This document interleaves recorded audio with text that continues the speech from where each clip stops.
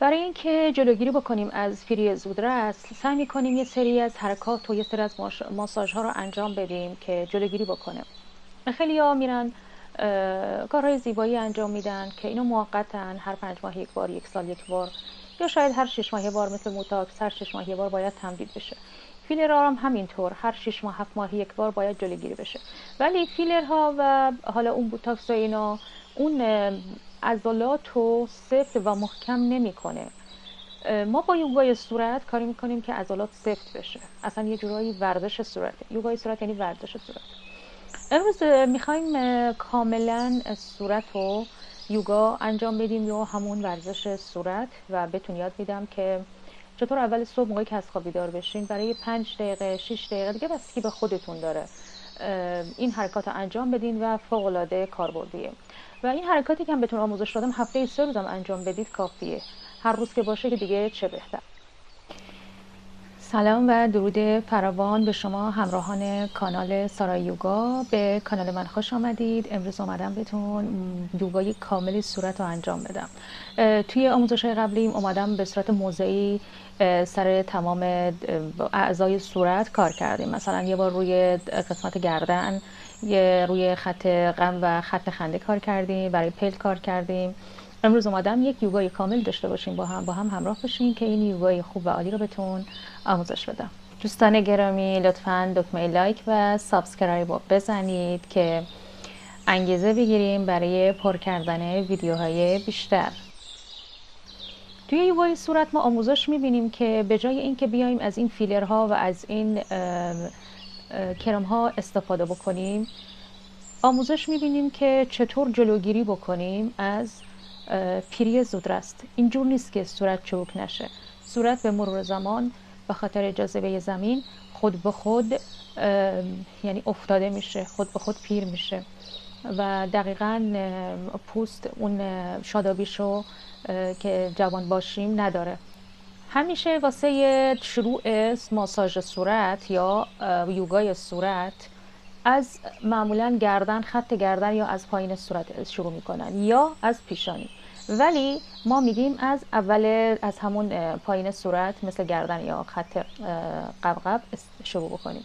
اولین کاری که میکنیم به این صورت دستامونو به این صورت میگیریم که این عضلات زیر گردن سفت بشه و سرمو بالا میگیرم و شروع میکنم به صورت او.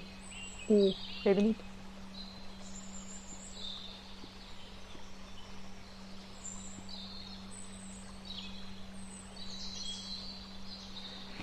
دوستان، هر ست حرکتی که بهتون آموزش میدم لطفاً 3 تا ست 15 عددی است، 15 بار، یعنی این 15 بار انجام بشه. حرکت بعدی برای دقیقاً خط فک که خیلی عالیه و از بین بردن خط غم و کلا برای دور دهانه.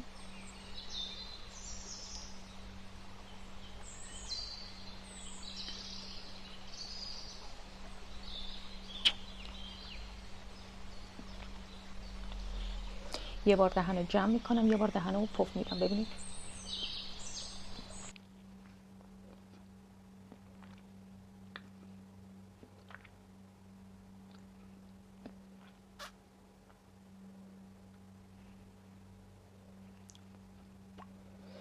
این حرکات بسیار بسیار عالیان برای اینایی که دقیقاً اینجا دارن میبینن که خط فکشون یا خط غم و خط دور لبشون داره خط ایجاد میشه، یا حتی اگه ایجاد شده باشه این حرکت عالیه.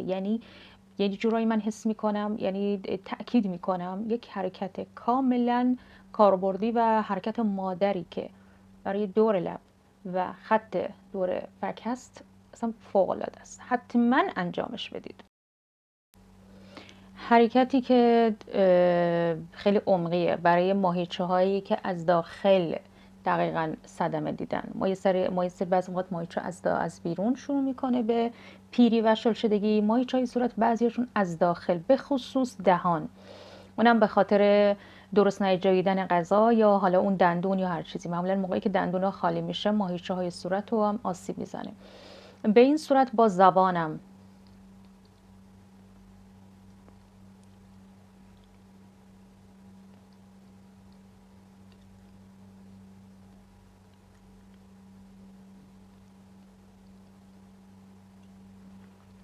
این کار انجام میدم که باعث میشه که ماهیچه های صورت از داخل ورزش داده بشه. پلک و دور چشم انجام بدیم به این صورت.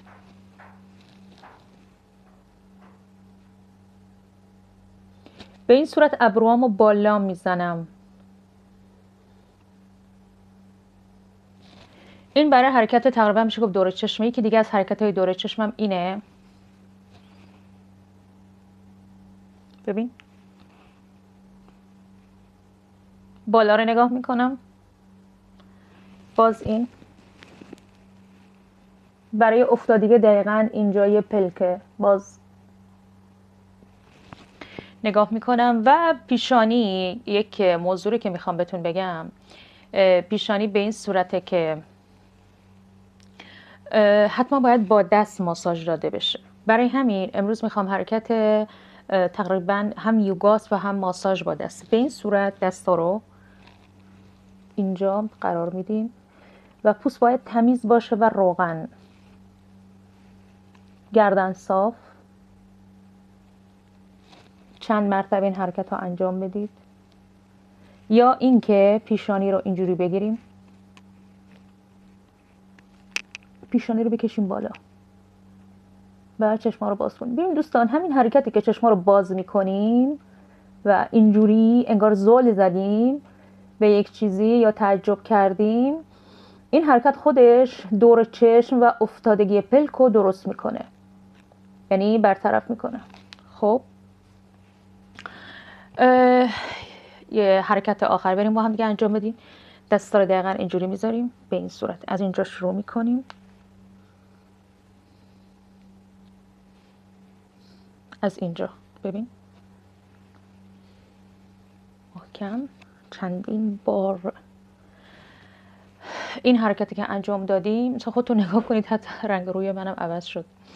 این حرکت ها رو انجام بدیم خیلی تأثیر داره توی یوگای صورت.